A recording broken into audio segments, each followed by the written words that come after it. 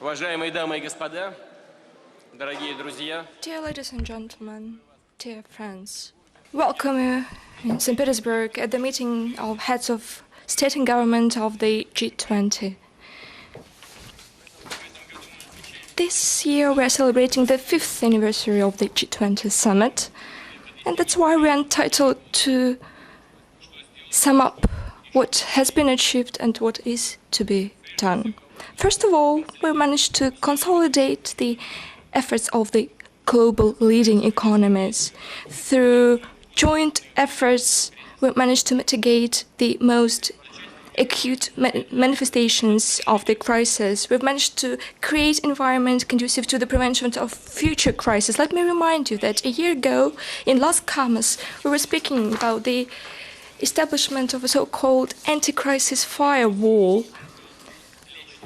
with a number of coordinated steps in its foundation. Firstly, that's an attainment of the principal goal to reduce budget deficits, levels of public debt in developed countries, including Europe. Secondly, the bridging of significant gaps in the field of financial regulation. And finally, the third thing is to address the problem of shortage of resources of the IMF.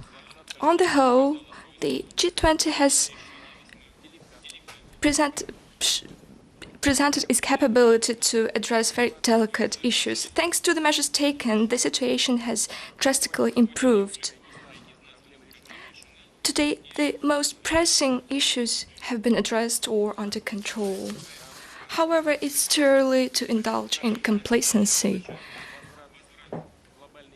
We are yet to find answer how to bring the global economy back to the track of sustainable and balanced growth. Unfortunately, we haven't achieved that goal, which means that systemic risks and conditions for acute crisis relapse persist.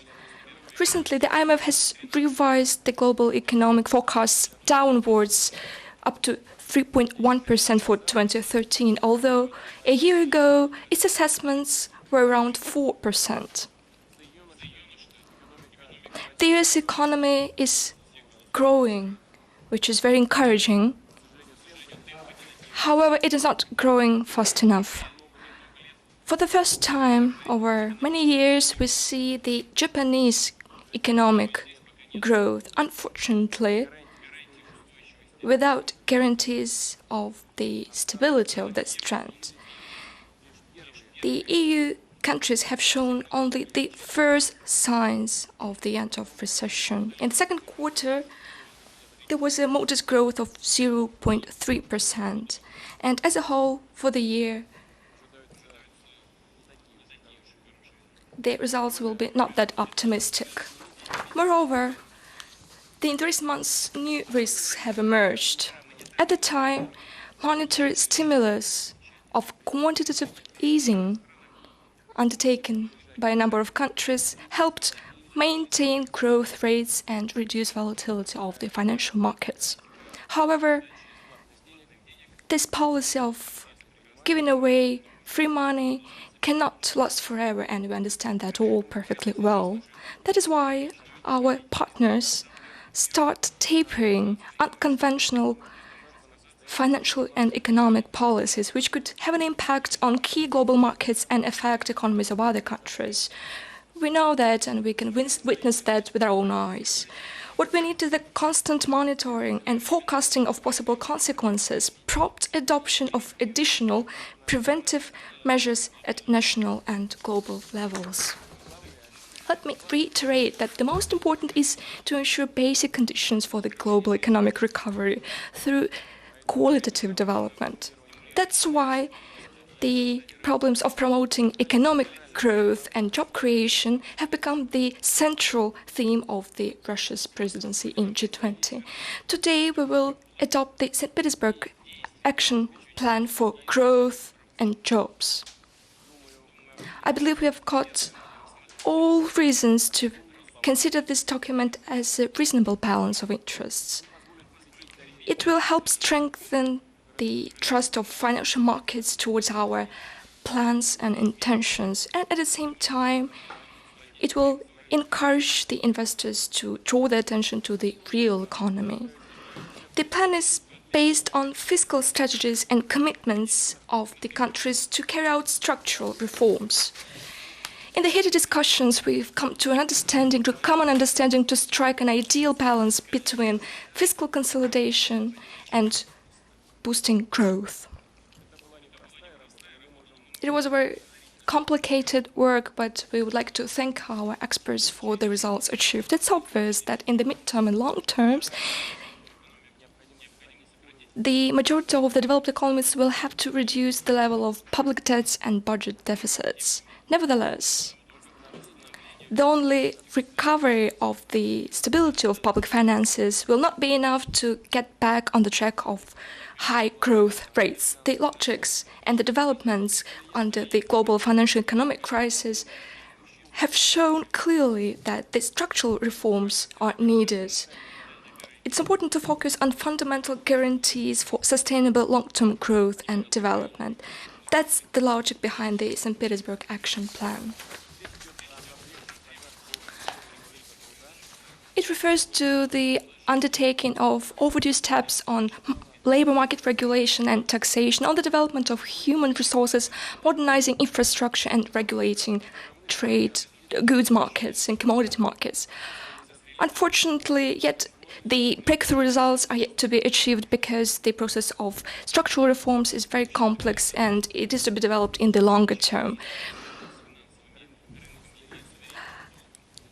General stabilization of the situation, risks mitigation related to financial markets and sovereign debts will be helped by increase of the resource of the IMF by more than $460 billion.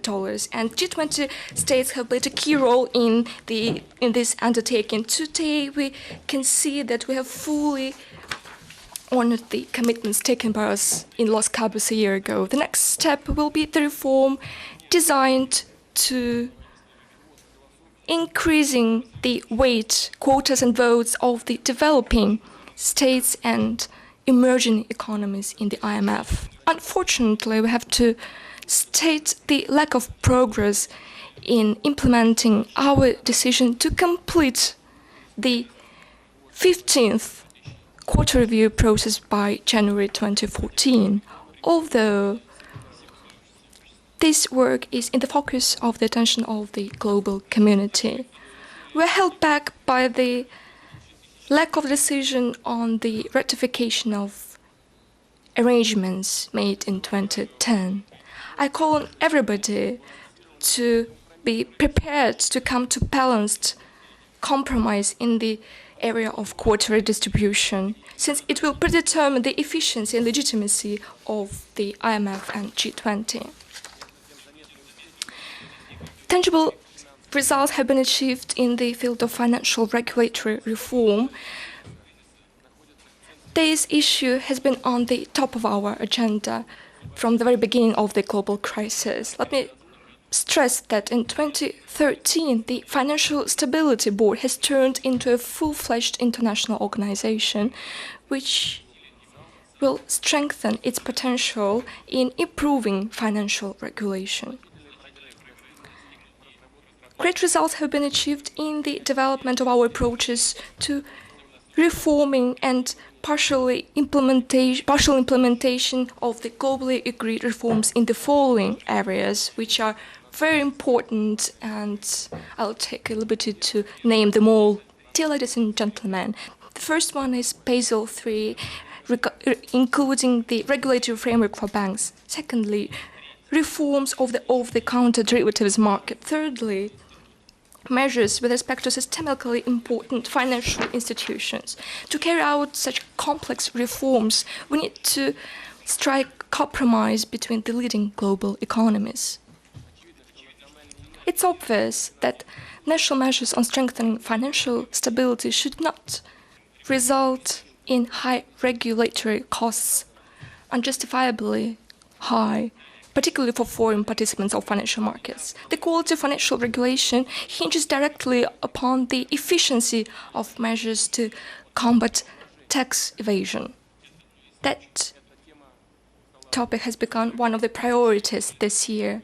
Against the backdrop of the greater globalization of the global economy, to efficiently combat improper behavior of taxpayers, the efforts of separate countries are not enough. Every country should strive to create the best possible tax regime for the business community, but it does not mean that these measures should be used to avoid taxation.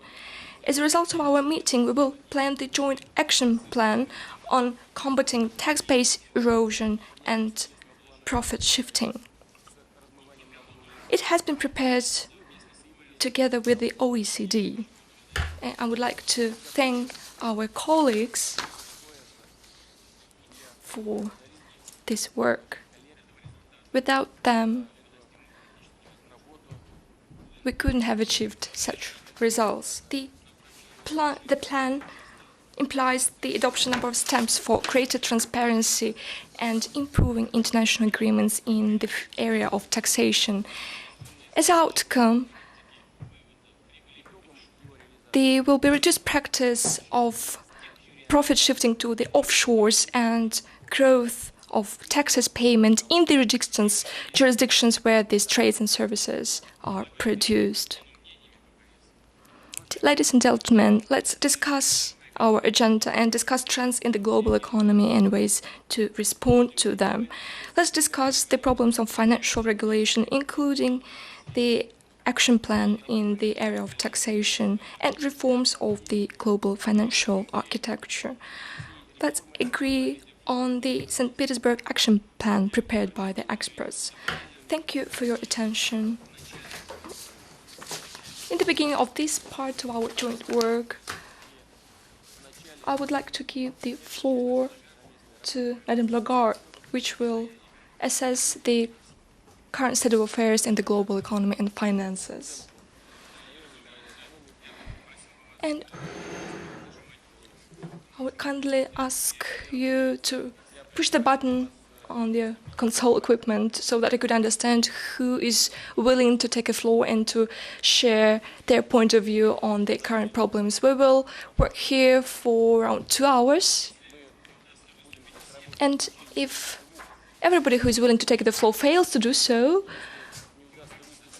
in order to not to stay here for a long time and to be on time with our working dinner, and I would propose to conclude the discussion of this session there, and then we could proceed with the discussion of other issues of mutual interest. As a president of today's meeting, I wouldn't propose to extend the current agenda, but some of the participants asked me to allot some time for the discussion of other issues which were not part of our agenda, but which are extremely important in the field of global policy. I'm referring to the situation around Syria. Let's do that during our working dinner so that we do not discuss all the issues at once. So in the first part of our today's summit, let's discuss the problems we have gathered here for and which are about the key issues of the G20.